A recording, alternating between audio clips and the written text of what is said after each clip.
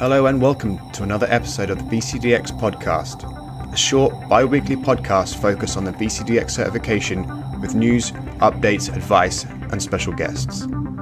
My name is Simon Long, VCDX number 105, and this week I'll be spending some time talking with my special guest about the VCDX workshops and how important they are to everyone who is serious about going for the VCDX certification. Here's a taste of what's coming up. It's a great way for them to kind of understand what's how it can be relevant to their career, how it can be a benefit to their employer and to themselves. A lot of the time it's stressful for people because it's almost like the fear of the unknown. So being able to go on these workshops, ask questions, understand what the panelists are looking for.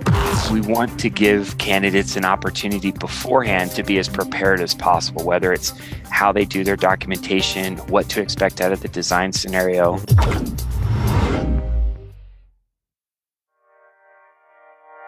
So heading into the news and updates section, last week I mentioned that there is an online VCDX workshop available in May. So for those of you who would actually prefer to do an in-person VCDX workshop, there is going to be some VCDX workshops available in some of the local VMUGs that are coming up throughout the year. There'll be one in Philadelphia in June, Indianapolis in July, Boston, New York, New Jersey in September, Dallas, Nashville, and Phoenix in October. So if you're going to be attending any of these VMUGs and you're also interested in the VCDX, definitely recommend going along to the VCDX workshop that will be available in these locations. And I'll make sure I add the dates and locations into the show notes. So if you didn't catch them, you can quickly go over to the website simonlong.co.uk and check out those dates and locations. That's it for news and updates this episode. Let's head into the special guest interview. So who is this episode's special guest? Give me your name and your number. I'm Chris Muchler and I'm VCDX 257. Awesome. Thanks, Chris. Thanks for joining me.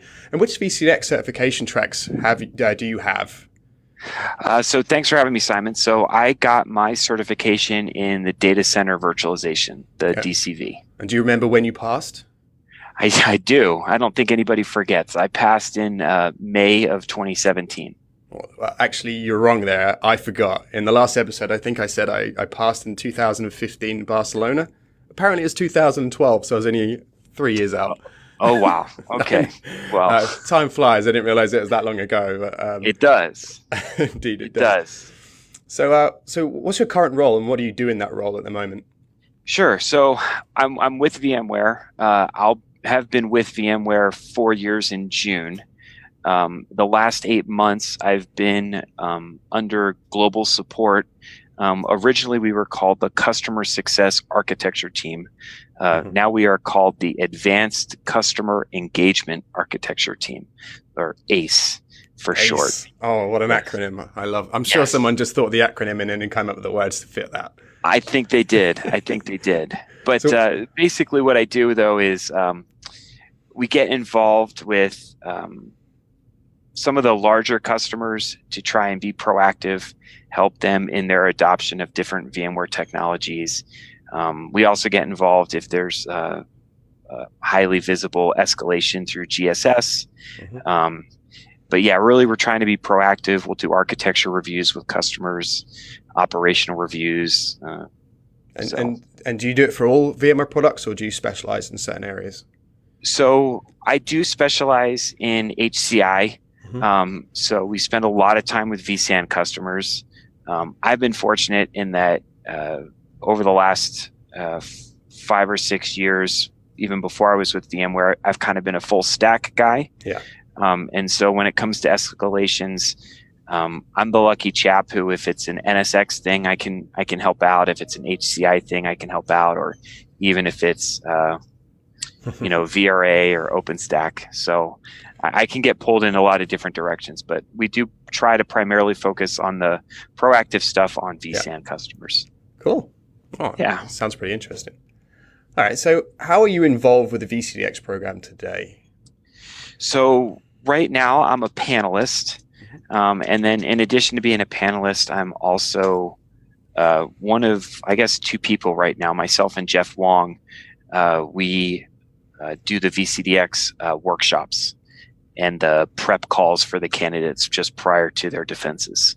Cool. Well, and that's kind of one of the reasons I invited you on today is to talk about the VCDX workshop. I mentioned in last episode that there's an online workshop coming soon, and I'll put the link to that in the show notes for those of you who are interested. But I wanted to give our listeners an idea of what the VCDX workshop is. So can you give us like a quick overview of what it is? Yeah, sure. So it's been around for a few years. If I have my dates right, I think Joe Silvaggi started them somewhere in 2014. I think I attended one of the first online ones that he did, even before joining VMware. And really what it is it's an opportunity for people to, if they don't know anything about the VCDX program, to learn more about it. It's an opportunity for them to ask questions. There's been a lot of, it hasn't always been as transparent maybe as it could have been. And so this was an effort to try and make it more transparent right now. So give candidates, people who are interested in the program, an opportunity to learn more about it and to ask questions about it. Cool. And so why do you think people who are looking to do the VCDX program should attend this? I think it's varied, right? There are some people who attend because if they have no idea, they just know, hey, I've got my VCAPs, what's next? Yeah. What should I do next? It's a great way for them to kind of understand how it can be relevant to their career, how it can be a benefit to their employer and to themselves. And then certainly for those people who are already maybe, neck deep into the process of gaining their certification, it's an opportunity for them to ask questions of people who are actually involved in the program, and to get some straight answers as much as we can at times. I can't tell people how the rubric works or how they'll be scored, but I can certainly, we can offer pointers on the format of the documentation, what things to make sure you have included, maybe what things are ancillary and don't necessarily need to be included based on your use case and so forth. But it's really, we try to make it as interactive as possible. It is a workshop. It's not a lecture. I think a lot of times it turns into a lecture, I feel. So when you join, if you have questions, please ask them. That's what we want out of this. And I think, like, as a panelist myself, I can certainly tell the people who have been in the workshop and the people who haven't. You can tell they come in a lot more prepared. They fully understand what is happening on the day of the VCDX defense. There's been some panels where the candidates come in and I don't think they even understand what they should be doing during the defense. Like in the design scenario, once we had a guy who kind of came in, we kind of talked him through the slides of the design phase, and then he kind of just stood and looked at the whiteboard for 5 minutes, and it's like he obviously just didn't understand what he was meant to do at this part of the process. So I think if everyone should really, if they can, go through the VCDX workshop at least once, just so they can understand what to expect on the day as well. Yeah, I think that's what we're trying to do, right? Like the day of the defense, it can be very stressful, right? And we want to give candidates an opportunity beforehand to be as prepared as possible, whether it's how they do their documentation, what to expect out of the design scenario. And we try to cover everything. We talk about the presentation, right? What should your presentation be? Should it be, 400 slides, or should it just be a 10-minute executive level overview, right? How much details should you go into? And we try to give everybody an understanding really more of, one, what it's like to be a panelist, right? That's part of the workshop too, to give them a little visibility into it. As a candidate, you're like, okay, the rubric, the blueprint says I have to understand all of these things. But when I get there, they might only ask me a couple points on disaster recovery, and they might focus entirely on networking. And why does that happen, right? We try to help them understand that, there's a lot of prep work that goes on behind the scenes before the candidate even gets to their defense, right, by the panelists, right? This is one of the things that you taught me, right? You spend a couple hours on everybody's defense. You do prep work as a panelist. I have a list of questions probably. And so, obviously everybody's design is different. Some people's design might be weaker in some areas and stronger in others. And so we tend to focus on those things where we have the most questions, right? Because we're trying to help everybody pass. And I think that was maybe one of the misconceptions early on, is that, they don't want me to pass, or I don't have a realistic chance of passing, even if I am invited to defend. And that's just not the case anymore. Definitely not. We're there to help, not to put you Yes. down. And I think, a lot of the time it's stressful for people because it's almost like the fear of the unknown. A lot of people don't know what to expect. So being able to go on these workshops, ask questions, understand what the panelists are looking for. And I think a while back, I think we made a video as well at the VMware HQ, kind of which outlined what it is. You were there as the candidate, and I think I was on the panel, and there's a video. I'll try and dig it out and put the link to that in the show notes. But I think it's a good way of people being able to see what the kind of even the setup of the room would look like. So that's one other thing they don't have to worry so much about. Yeah, and there was those videos, and I know that there were even some earlier ones that Rawlinson did that I think you can still find on YouTube, where I think he even did like a mock design scenario, right, to give people a better idea of what that's going to be like, and that's even more relevant, or that's just as relevant today as it was when it was probably filmed, 2 or 3 years ago. Definitely, I'll see if I can dig that out of the archives and put a link to that in the show notes. So, which section of the workshop do you think attendees get the most out of? So I think it depends. I think the workshops that fall very close to an actual defense, I think the attendees get more out of the design scenario that we try to do at the end. Mm-hmm. I think if it's like a new attendee, somebody who's just getting started, I think the process part of it is where they can get the most out of it. What type of information to include in the documentation, mm-hmm. what type of documents you should have, how to structure it, those sort of things. I think it really just kind of depends. Yeah, no, you're right. It's always one of those things. It depends, but definitely extremely valuable for anyone who's deciding whether they want to go for this certification or whether they're already on that kind of bus on their way. Definitely recommend it. And as I said, there's an online VCDX workshop coming up. Are you presenting that one, or is it Jeff? I don't know that we've decided yet. Okay. So the nice thing is Jeff and I are actually on the same ACE architecture team now. Mm-hmm. And so depending on who has travel, one or the other of us, but we do generally both try to attend. When I lead, Jeff will tend to, and he chimes in, but he also handles the Q&A mm-hmm. in the chat, and I do vice versa for him. So I think May is going to be Jeff, and I'll be doing the Q&A, but you'll get both of us. Cool. Well, like, you volunteer and like regularly spend your own time preparing these workshops. We all have busy lives, and I know you do too. You do a lot of travel in your new role. So what made you decide that this is something you want to spend your own personal time on? So I guess it was kind of twofold. One, I got a lot of good help when I was going through the program. The workshop itself was helpful to me, and that's kind of why I started helping out a year or so ago with that where I could. But like, I wanted to be able to give back. I think the certification is important.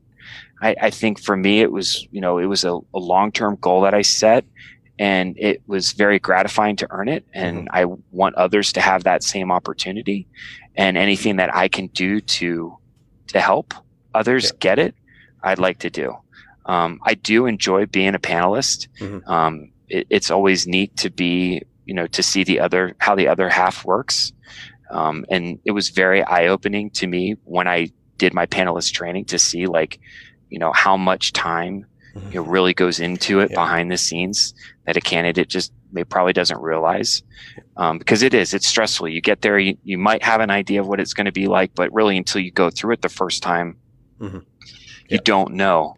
And so, I wanted to be able to give back, and I enjoy doing that. So, well, on behalf of everyone who has already attended or will be attending in the future, we thank you. As you say, you're welcome. It's extremely important and very valuable to everyone. Yeah. So, I'm just going to end with some closing questions that we'll typically ask everyone. So the first question will be, what was the most enjoyable part of the VCDX certification process for you, and what was the least enjoyable part, if there was a least enjoyable part, of course? Sure. So I guess the most enjoyable part was earning it. um, no, but I mean, the process itself was good. It pushed me. I was fortunate in that the design that I did was for my day job. Yeah. So I know that a lot of people have to spend, dozens and dozens of hours outside of work to get everything in order. I was fortunate in that I got to do it as my day-to-day job. But it stretched me. I learned a lot of new things. I was able to, the least enjoyable part was that I failed the first time. Right. Yeah. And that was a crushing blow. But at the same time, it helped me realize where, my skill set was weak, and gave me an opportunity to focus on those areas to do better, and then to go back and eventually pass. So, yeah, I think that's important, is that, not everyone passes first time. And if you don't, it's not a bad thing. This is a very difficult certification to get. Just, take things from it, learn from it, and come back stronger. And we certainly see that a lot as panelists. We, see people who maybe failed the first time and they come back a second time, a completely new person, and they ace it. It's, yep. Although it's painful, it shouldn't be, something that you kind of take away. Okay. And lastly, knowing what you know now, and I don't mean like the scoring rubric, as you know as a panelist, if you could go back in time, back to when you were preparing for your VCDX, what 3 pieces of advice would you give yourself? And hopefully these pieces of advice will help others who are preparing. Yeah. Okay. So one, we talk about this in the workshop, but time management is important. So when I did pass, in the preparation for when I finally did pass, one of the things I did on a whiteboard was I wrote down the defense date and the application date, and then I worked backwards.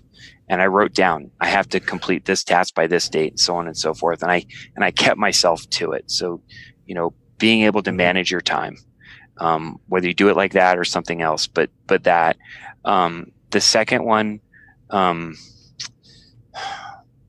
guess the second one would be,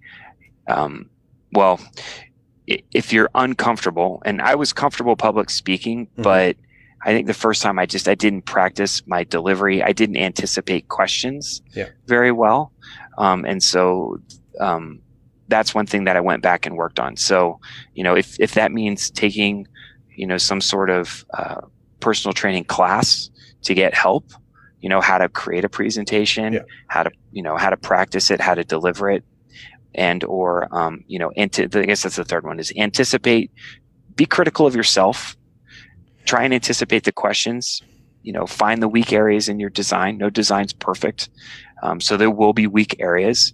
And then think up of, ways that you might be asked questions about those things, and have some idea or prepared answer, in your head of, if I get this question, how am I going to answer it? Right. Yeah. And that can also mean, thinking up of, maybe you did it one way, but there was an alternative, be able to speak to that alternative and,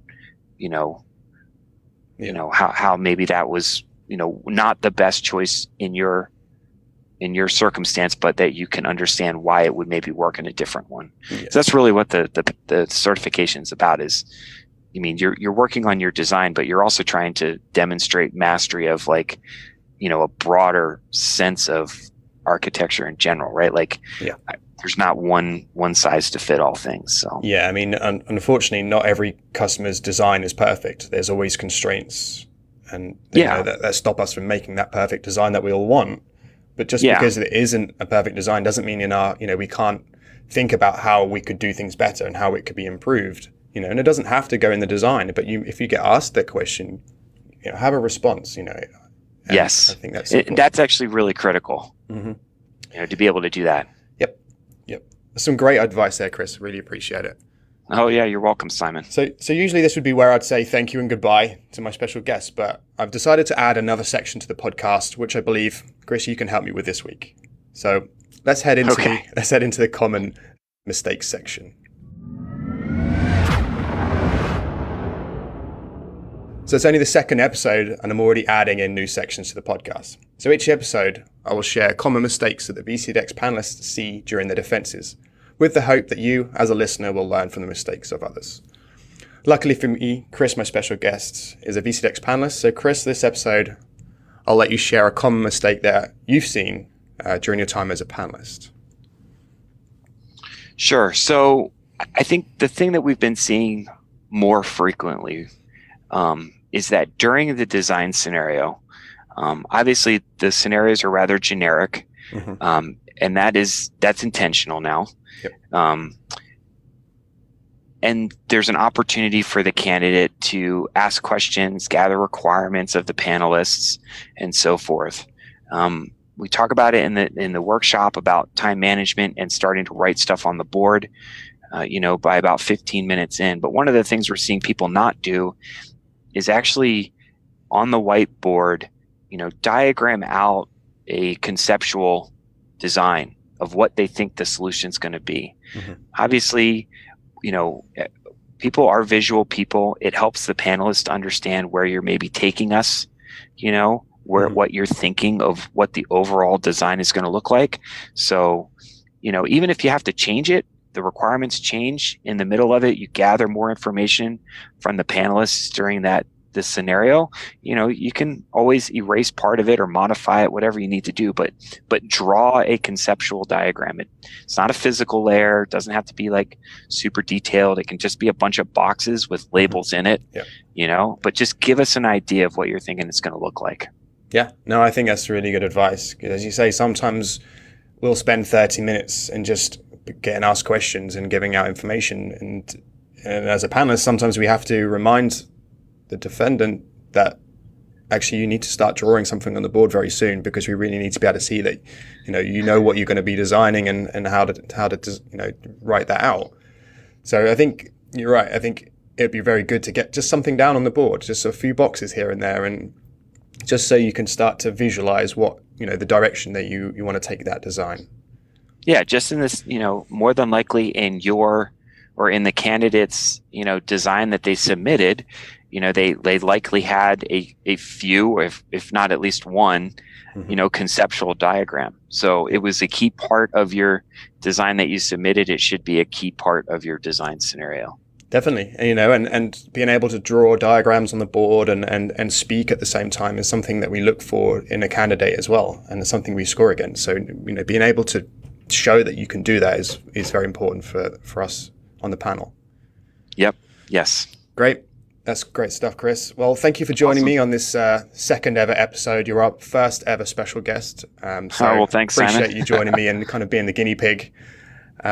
And we'll look forward to maybe having you back on again at some point in the future. Okay. Thanks, Simon. Thanks, Chris. Appreciate it. Cheers. Unfortunately, that's all the time we have for this week's episode of the VCDX podcast. Thanks to my special guest, Chris Mutchler. I hope you enjoyed this episode. If you did, please be sure to subscribe and share with others who might also find this podcast interesting. If you have any additional questions that you thought about throughout this podcast or through previous episodes, feel free to contact me either via Twitter @SimonLong_ or via my blog, simonlong.co.uk, and I'll do my best to answer them in the next episode. I'll speak to you all again in 2 weeks' time.